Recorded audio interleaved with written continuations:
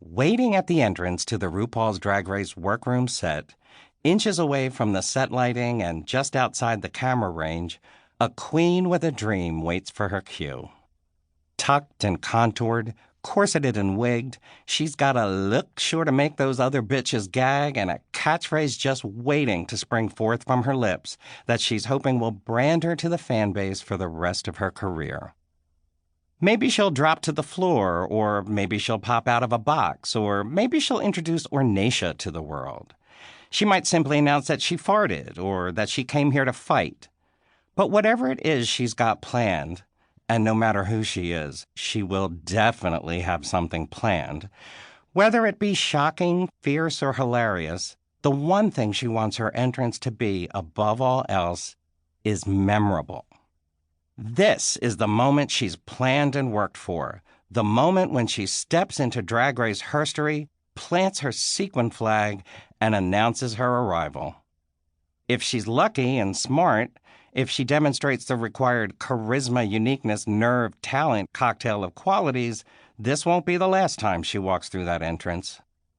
In fact, despite the runway and performance challenges that make up the judging criteria that will decide her fate, her work in the workroom will be the single biggest determinant of how long she gets to stay in the competition.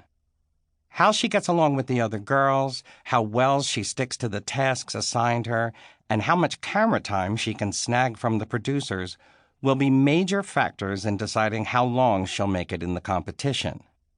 She's got to strike a balance here, come out strong and hard enough to get plenty of camera time, but not make too many enemies, or else one of them will throw her under that ever-present reality television bus the second they get the chance. This is when the world gets to meet me, our queen is thinking. Then, are the other girls prettier than me? Are the other girls shady bitches? From its bright pink pillars to its endlessly repeating shrines to Ru, the Drag Race Workroom has become something of a modern-day temple or senate of drag. Inside the confines of its faux brick walls, dreams are made, friendships die, wigs get literally snatched, and yes, lives even change forever. The workroom contains the work tables, the individual queen's corners, and the makeup mirrors, as well as the space where Ru introduces guests and conducts the mini-challenges. It's pretty safe to say it's the heart of the show, but it goes further than that.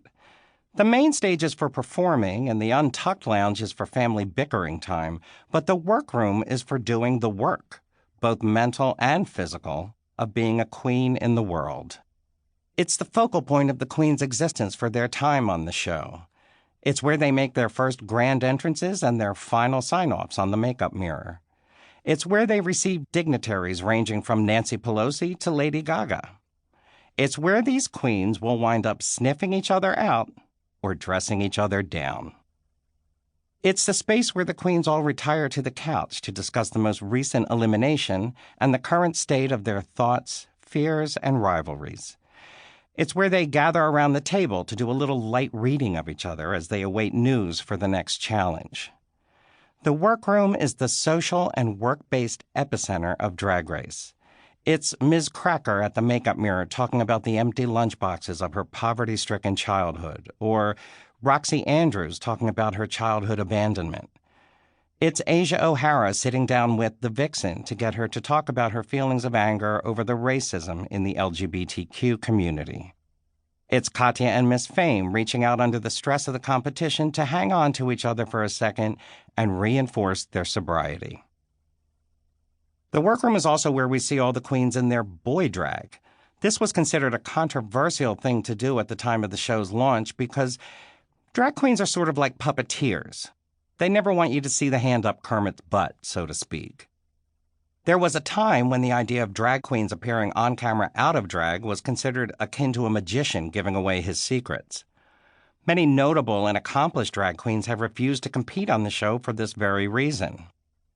But stripping away the drag is very much of a piece with the show's commitment to showing its full art, which you truly can't appreciate fully without seeing the transformation in process.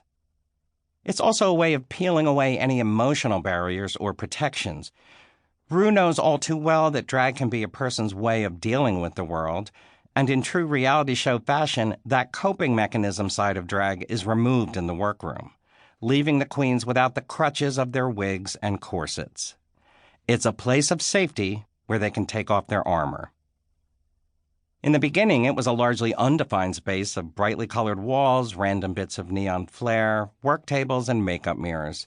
It would take some time for it to codify and solidify into the sort of backroom Barbie's Playhouse aesthetic of later seasons. In the first few seasons, Ru's suits didn't burn quite so brightly, and everyone looked orange under the lighting. But in the grand tradition of all queer-only spaces, it evolved over time, with improved lighting and spruced-up digs, and it became just a bit more formalized as a space for both gathering and doing the work, or work. Historically, queer folks have always created their own spaces where they could maintain a community, forge alliances, break bread, or just hang out, far from the judgment of people who don't quite understand or who actively want to harm them. It would be nice if we could call them all safe spaces, but for a long time, and up until comparatively recently, there was no such thing as a totally safe space for a queen. Not even if a queen wanted to go out and have a birthday drink. Not even in their own homes.